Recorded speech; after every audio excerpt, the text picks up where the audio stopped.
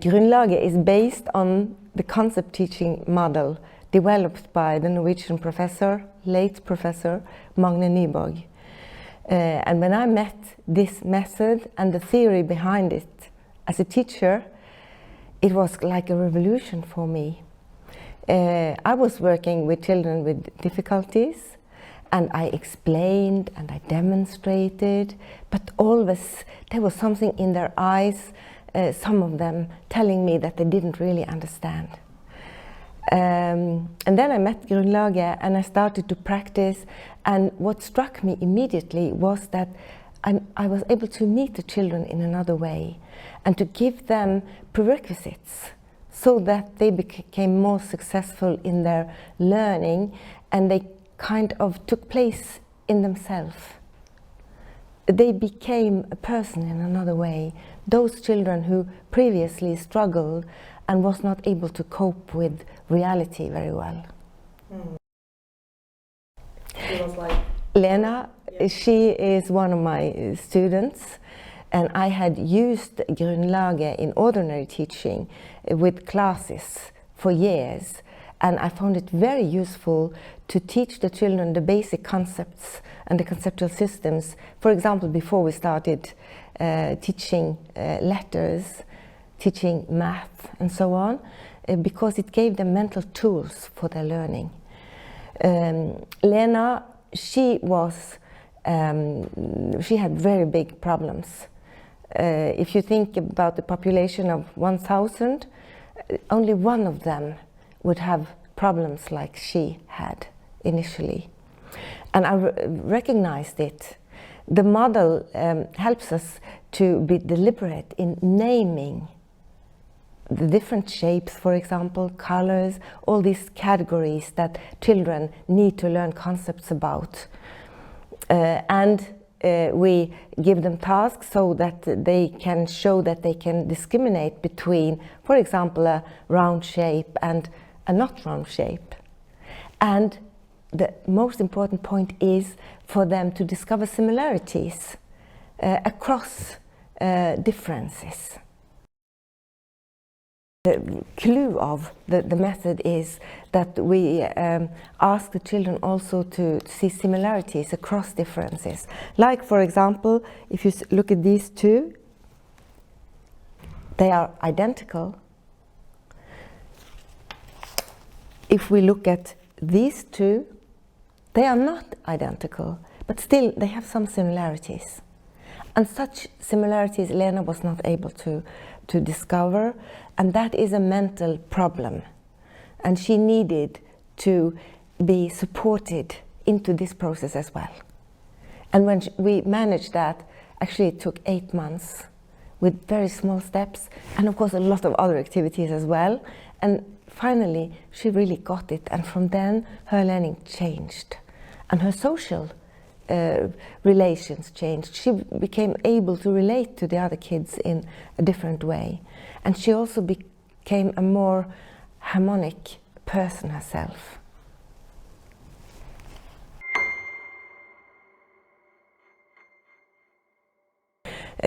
So actually, I always think of this concept teaching model as something very important.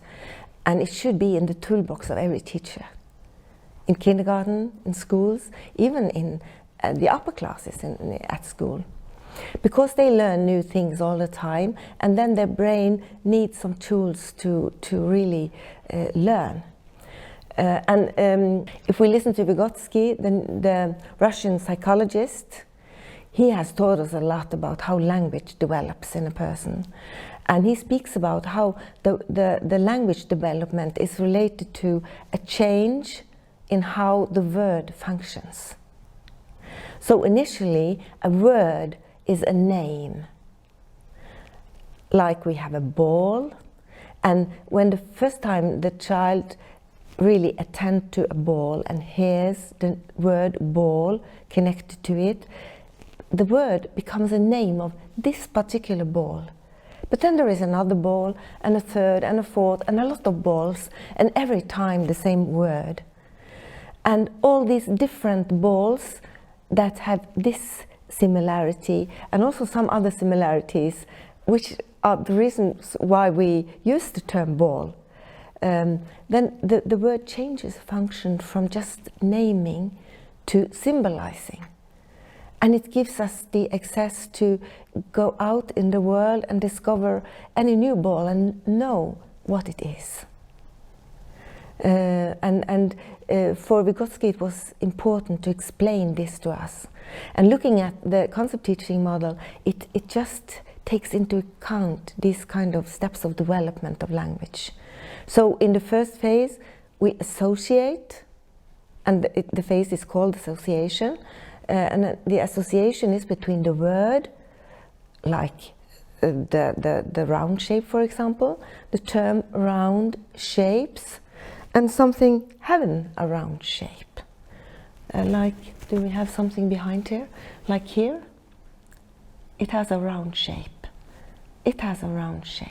It has a round shape, and we need to have a lot of other things to have a lot of associations for the kid. And then we need to discriminate. We need to know which has a round shape and which does not. And even if the children know no names of other shapes, they can be able to find the round shapes here. Not only this, but also in the letters, for example, to point out those and discriminate them from the other things. And then they are ready to, and they have already discovered similarities, and they are ready to verbalize, to express. Look here, look at this letter, and look at if this part of the logo was total. They are not quite similar, but there is a similarity. They are similar in having round shapes.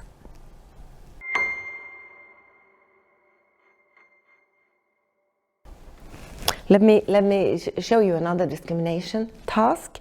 Look here at this part of my scarf and this cucumber.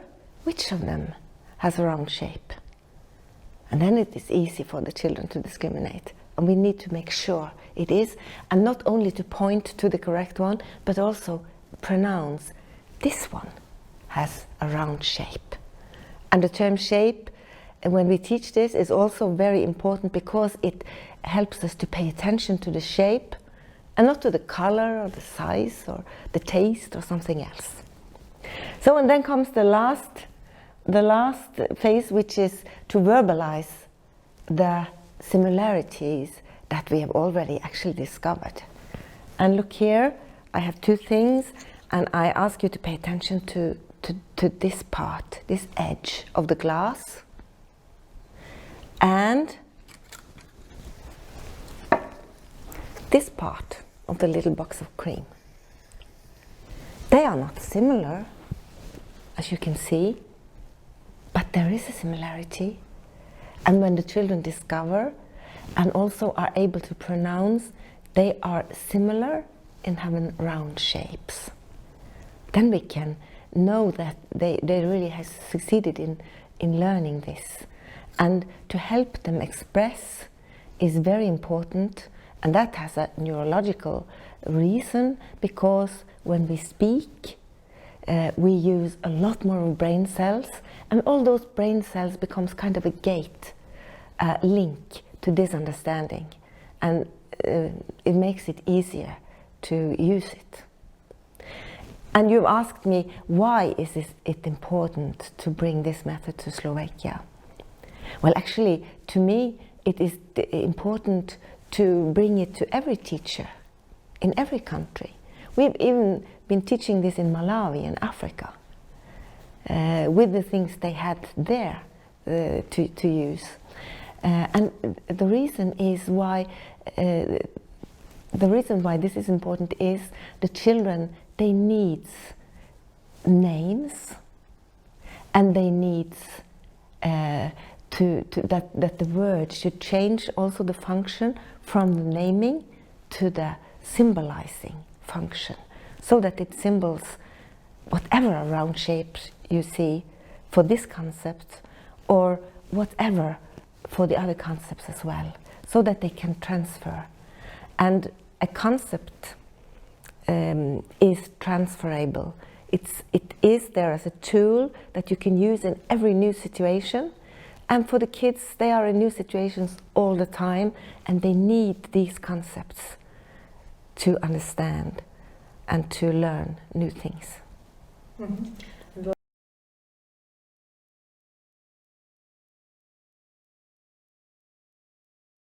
I can only tell about the benefit for myself. And the benefit for me was it gave me a tool to understand the child and the needs of the child. And so far, and I met this method like 30 years ago. And I have never met a child who do not benefit from this. And that is also the benefit for me as a teacher. I have a tool that I can apply to all children. The limits are mine because how well I'm able to analyze and to understand which concepts do I have to need to teach them. That is a limit.